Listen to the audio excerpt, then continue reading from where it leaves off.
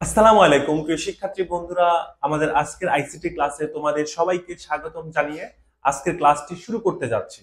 আজকের ক্লাসে আমরা আলোচনা করব আইসিটির চতুর্থ অধ্যায়ের এইচটিএমএল ও ওয়েব ডিজাইন পরিচিতি নিয়ে। মূলত এইচটিএমএলটি একটি হচ্ছে ট্যাগ ওরিয়েন্টেড ল্যাঙ্গুয়েজ।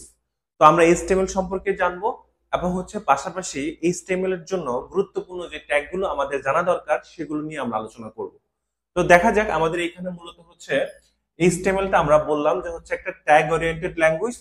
পাশাপাশি একটা জিনিস মাথায় রাখতে হবে যে এইচটিএমএল এর পূর্ণরূপটা কি। এইচটিএমএল এর পূর্ণরূপ হচ্ছে হাইপার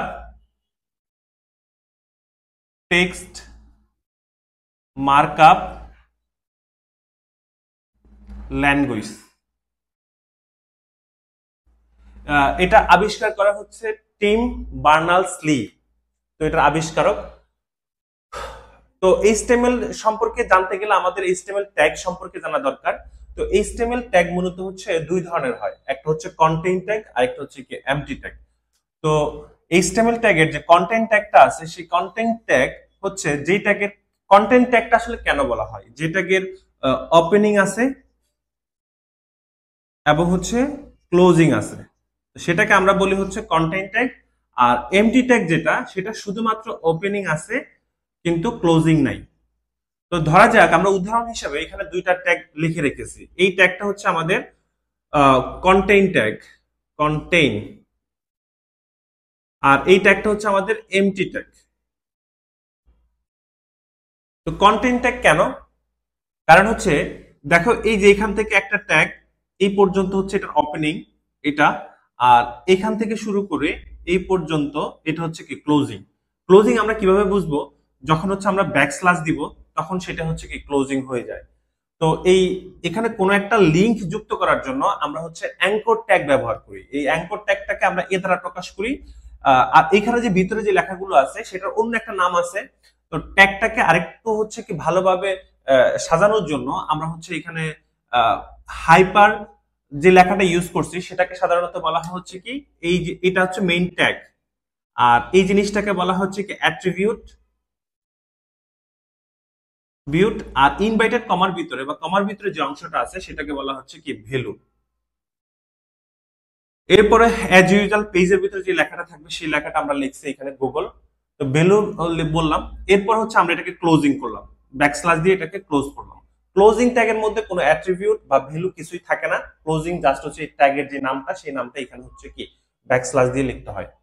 আর আমরা যদি এমটি ট্যাগের কথা বলি, এমটি ট্যাগের মধ্যে হচ্ছে শুধু ওপেনিং ট্যাগটা আছে। ধর হচ্ছে যে এই ট্যাগ পুরোটা হচ্ছে কি ওপেনিং ট্যাগ, এখানে কিন্তু ক্লোজিং নাই, যে ব্যাকস্ল্যাশ দিয়ে ইমেজ লিখে হচ্ছে কোনো কিছু শেষ করা হয় নাই। তো এটা একটা ইমেজ ট্যাগ, কোনো ছবি যুক্ত করার জন্য আমরা এই ট্যাগ ব্যবহার করি। যেমন হচ্ছে আমরা যদি বলি এখানে হচ্ছে আইএমজি, এটা হচ্ছে ইমেজের জন্য লিখছি আইএমজি। তারপর হচ্ছে ইমেজের যে অ্যাট্রিবিউটটা আছে সেই অ্যাট্রিবিউট ইমেজ ট্যাগের অ্যাট্রিবিউট, এরপর হচ্ছে ইমেজ ট্যাগের ভ্যালু। তো আমরা অনেকগুলো অ্যাট্রিবিউট ভ্যালু যুক্ত করতে পারি। আমরা ট্যাগটাকে বিভিন্নভাবে মডিফাই করার জন্য যতগুলো হচ্ছে অ্যাট্রিবিউট বা ভ্যালু দরকার হয় আমরা যুক্ত করতে পারি।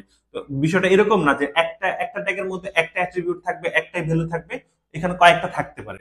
তো ইমেজের জন্য যেমন হচ্ছে ইমেজের নামটা উল্লেখ করে দিলাম, পাশাপাশি হচ্ছে ইমেজের দৈর্ঘ্য এবং প্রস্থ উল্লেখ করার জন্য কিন্তু আমাদের ওয়াইড এবং হচ্ছে হাইট উল্লেখ করার জন্য অ্যাট্রিবিউট ভ্যালু, অ্যাট্রিবিউট এবং হচ্ছে ভ্যালু আমাদেরকে লিখতে হয়।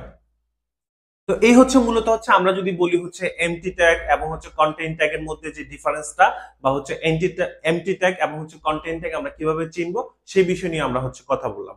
তো এখন যদি আমরা কথা বলি একটু দেখো, তো এটা হচ্ছে প্রাথমিক একটা আলোচনা। তো এই ট্যাগ গুলার পরে এইচটিএমএল সম্পর্কে আমরা জানতে গেলে এই কমন ট্যাগ গুলো যেগুলো হচ্ছে প্রত্যেকটা এইচটিএমএল এ আমাদের হচ্ছে কম বেশি হচ্ছে ব্যবহার করা লাগে, প্রত্যেকটা পেজের মধ্যে আমরা কম বেশি ব্যবহার করি। তো সেই ট্যাগ গুলো নিয়ে আমরা একটু জানি। যেমন হচ্ছে পি ট্যাগটা আমরা ব্যবহার করি। পি ট্যাগের হচ্ছে একটা কন্টেইন ট্যাগ, কারণ হচ্ছে পি ট্যাগের হচ্ছে আমাদের শুরু আছে এবং হচ্ছে শেষ আছে, অর্থাৎ হচ্ছে ওপেনিং এবং হচ্ছে ক্লোজিং আছে। যে কোনো প্যারাগ্রাফ লেখার জন্য বা প্যারাগ্রাফ আকারে কোনো কিছু লেখার জন্য আমরা হচ্ছে পি ট্যাগ ব্যবহার করি। তারপর হচ্ছে বি ট্যাগটা আমরা ব্যবহার করি হচ্ছে কোনো লেখা হচ্ছে বোল্ড করার জন্য, আমরা হচ্ছে বি ট্যাগ ব্যবহার করি। তারপর হচ্ছে ডেল, কোন একটা লেখা কেটে দেওয়ার জন্য, কারণ হচ্ছে এই যে লিখলাম লেখার পরে যদি লেখাটা এরকম ভাবে কেটে দিই বা ডেল এই চিহ্নটাকে বলা হচ্ছে কি, এইটাকে ইউজ করার জন্য আমরা ডেল ট্যাগ ব্যবহার করি। আর ডেলের পরিবর্তে আরেকটা ব্যবহার করা হয় স্ট্রাইক, ব্যবহার করা যায়। এরপর হচ্ছে আইটা ব্যবহার করি আমরা লেখাটাকে ইটালিক করার জন্য, আমরা হচ্ছে কি আই ট্যাগ ব্যবহার করি।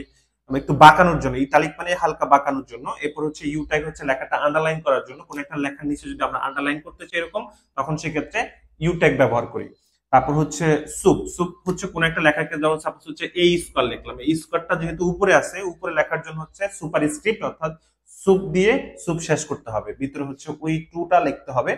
তারপর হচ্ছে সাবস্ক্রিপ্ট, সাবস্ক্রিপ্ট হচ্ছে কোন একটা লেখাকে নিচে দেখানোর জন্য, যেমন হচ্ছে এইচ টু ও, এই টুটা এখানে নিচে আছে, নিচে দেখানোর জন্য আমরা হচ্ছে সুপটা ব্যবহার করি।